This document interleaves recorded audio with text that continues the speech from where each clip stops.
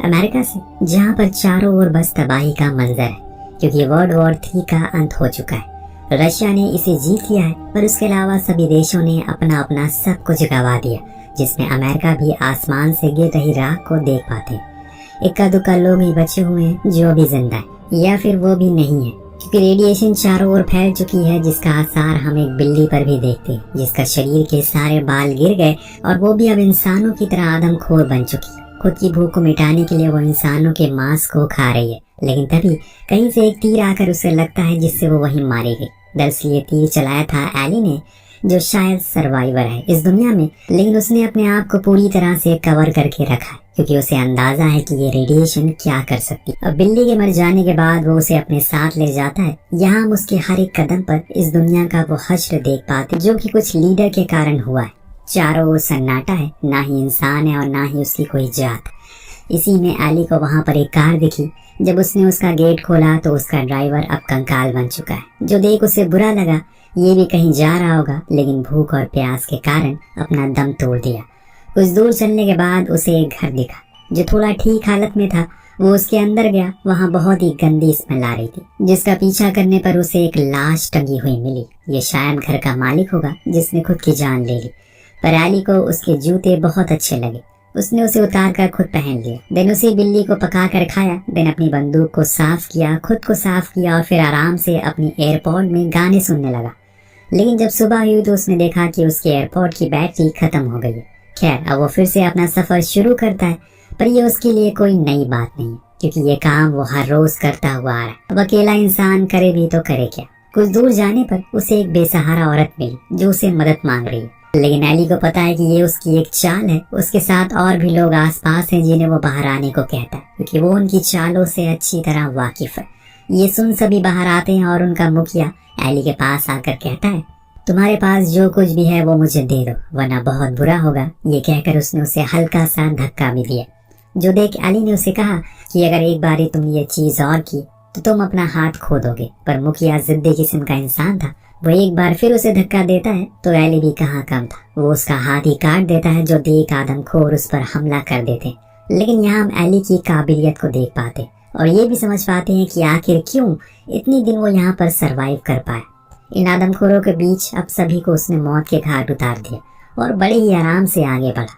जहाँ उसे कुछ आदमी दिखे जो एक कपल को परेशान कर रहे, लेकिन एली ने खुद को समझाया कि ये उसका काम नहीं है, उसे आगे बढ़ते रहना होगा, क्योंकि अभी सफर बहुत लंबा है। अब धीरे धीरे करके उस सुनसान रास्तों को नापते हुए वो आखिर में एक टाउन में पहुंचा, जहाँ सभी एली को अजीब नजरों से देख रहे हैं, जैसे कि वो किसी और दुनिया से आया हो।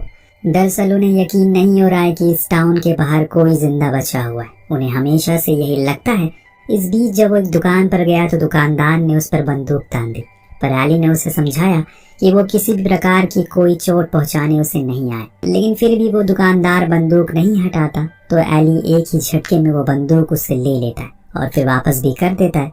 वो बस दिखाना चाहता है कि अगर उसे उसको मारना होता तो वो कब का मार देता, पर यहाँ वो बस अपनी बैटरी चार्ज करने के लिए आए। जो सुन दुकानदार ने पूछा कि उसके बदले उसे क्या मिलेगा, तो एली ने उसे कुछ टिश्यू पेपर और एक सॉस का पाउच भी दिया। वो मान गया। इतने में उसकी नजर पड़ी सामने कुछ बाइकर पर। ये वही लोग थे जिन्हें एली ने कल उस कपल को परेशान करते हुए देखा था। वो असल में अपने बॉस के पास आए हैं कुछ किताब को लेकर, लेकिन इसमें वो किताब नहीं है जिसकी तलाश उसके बॉस को। दरअसल वो बाइबल की खोज कर रहा है, लेकिन वो कहीं उसे मिल नहीं रही है। जो बात जितनी सुनने में आपको शॉकिंग लगी, उतनी ही हमें भी। एक छोटी शैम्पू की शीशी देता है, जो देख वो खुश हुआ।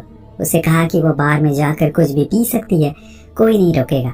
इतने में हम एली को देखते हैं। वो भी उसी बार में था जहां वो पानी के बदले में खुद के ग्लव्स और लाइटर देता है। जो देख वहां का मालिक सुलारा नाम की लड़की को उसके लिए पानी लेने के लिए भेज देता है। इस दौरान एक बिल्ली को एली के सामानों के ऊपर चल रही थी, तो वो उसे धक्का देकर हटाने को कहता है। जो चीज उसके मालिक को पसंद नहीं आती। जब एली ने उस बंदे को देखा तो वो पहचान गया कि ये वही है जो उन राह चलते मासूम लोगों को मारता है। इसीलिए एली ने उसे कहा कि वो किसी प्रकार की कोई लड़ाई नहीं चाहता, लेकिन वो आदमी लड़ने के मूड में था।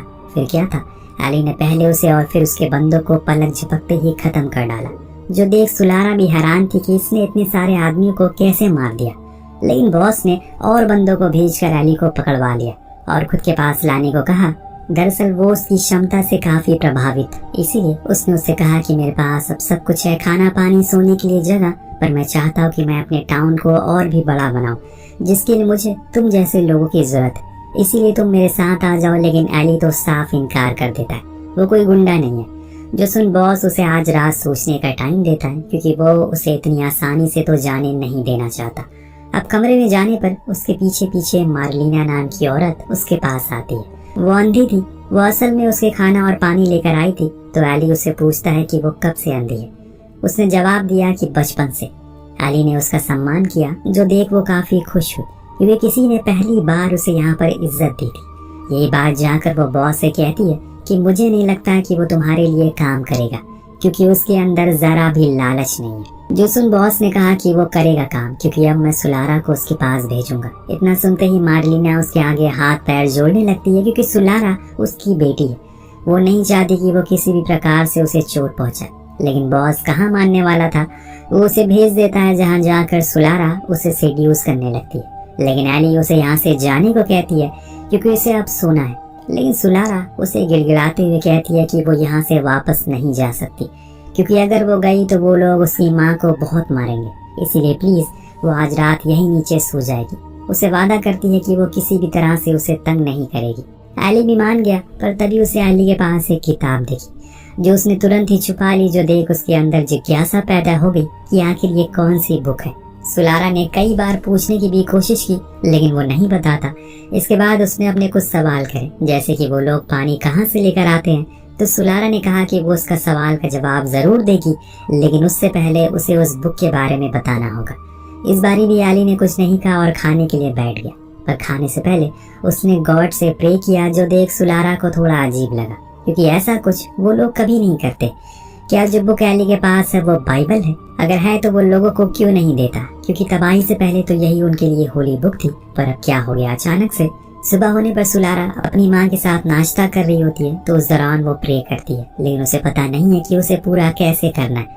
बॉस यानी कि कैरी को पता है कि आखिर में क्या बोला जाता है। अब उसे ये भी पता लग गया कि वो आदमी के पास वो किताब है जिसे उसकी बहुत समय से तलाश है। इसीलिए वो सुलारा से पूछता है कि क्या उसके पास कोई किताब है, तो उसने मना कर दिया।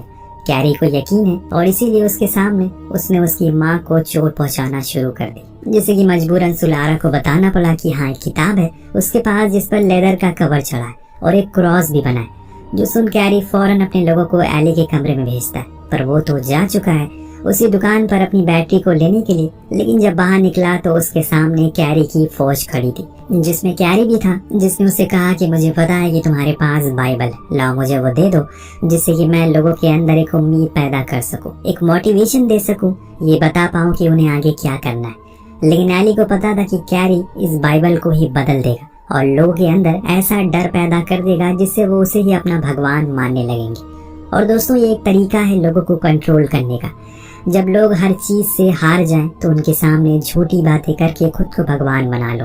और इसीलिए उसने ये सब सोचकर इनकार कर दिया। पर अब कैरी को आ गया गुस्सा, इसीलिए उसने अपने आदमियों से उस पर हमला करने को कहा। अब चारों ओर से गोलीबारी चलने लगी, लेकिन एली भी पीछे नहीं था, वो सभी को शूट करता। इसमें एक गोली कैरी के पांव में भी लग जाती।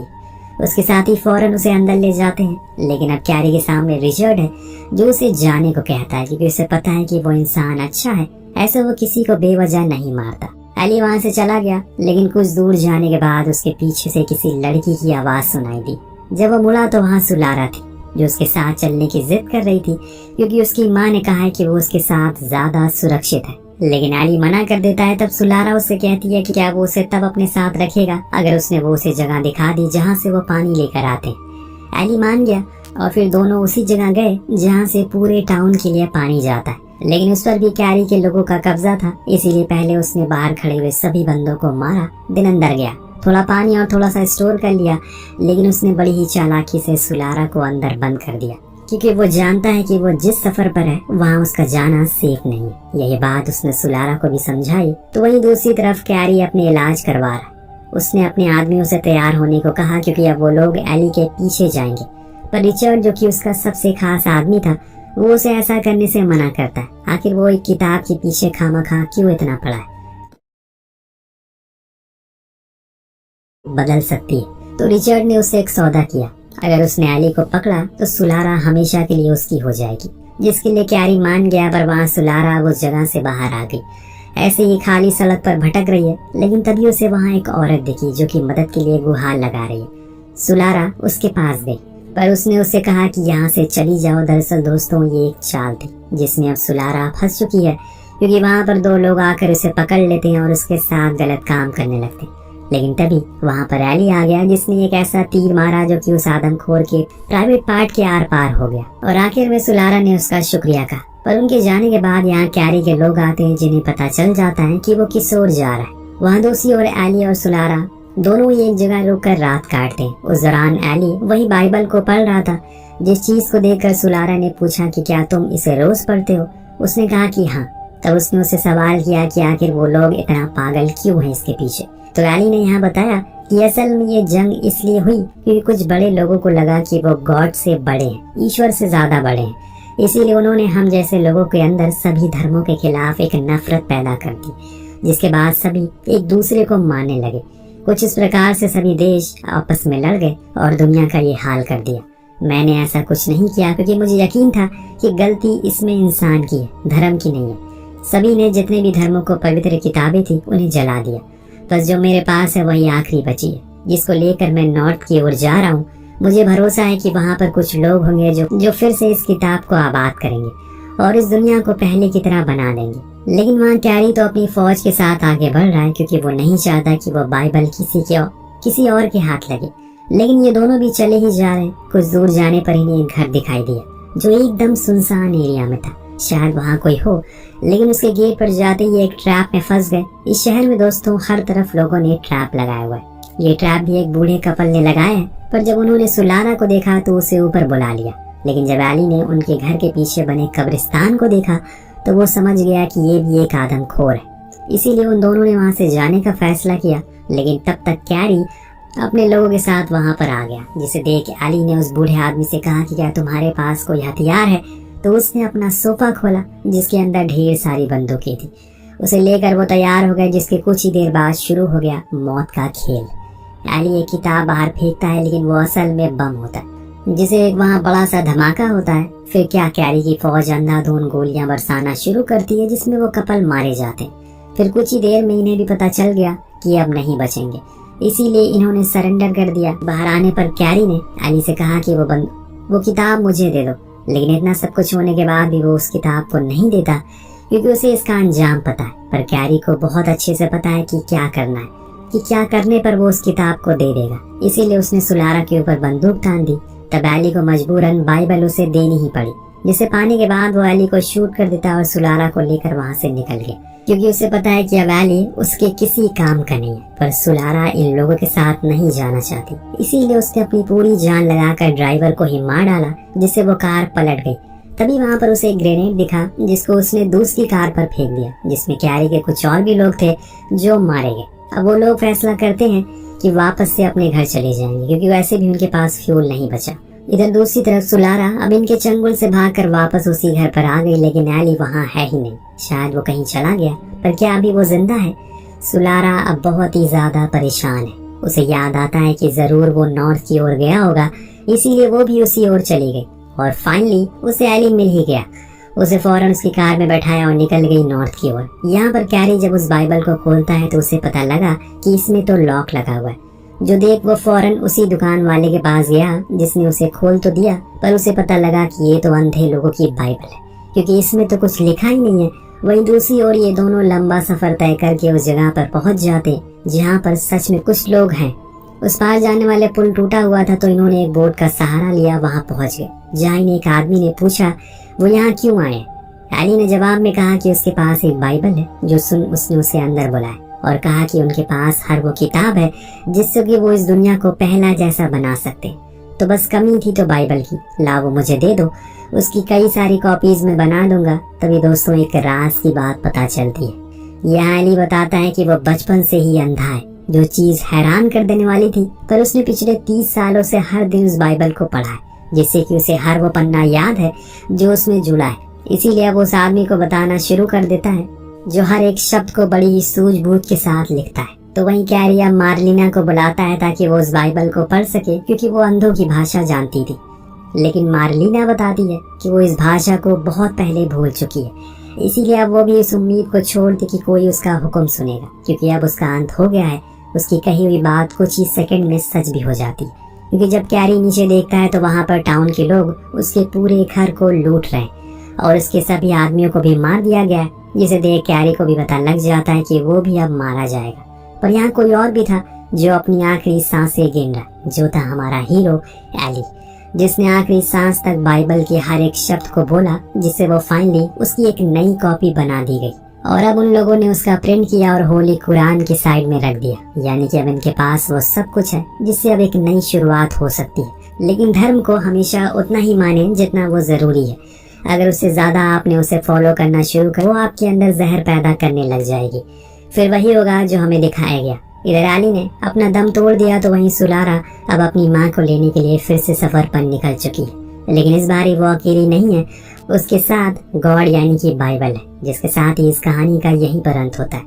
दोस्तों, हमें ईश्वर का असली मतलब तभी समझ आता है जब हम हर चीज से लाचार हो जाते हैं, तभी हम उसे दिल से याद करते हैं। लेकिन ईश्वर अपने बंदों को हमेशा याद रखता है। इस कहानी से हमें ये भी सीख मिलती है कि धर्म के नाम पर कुछ लोगों को बहुत ही आसानी से बेवकूफ बनाया जा सकता है, जैसे कैरी करना चाहता था। लेकिन आपको ऐसे लोगों के झांसे में नहीं आना है। वेल, आपको कहानी कैसे लगी हमें कमेंट करके जरूर बताएगा। मिलते हैं अगले वीडियो में। Thank you so much watching. Peace out.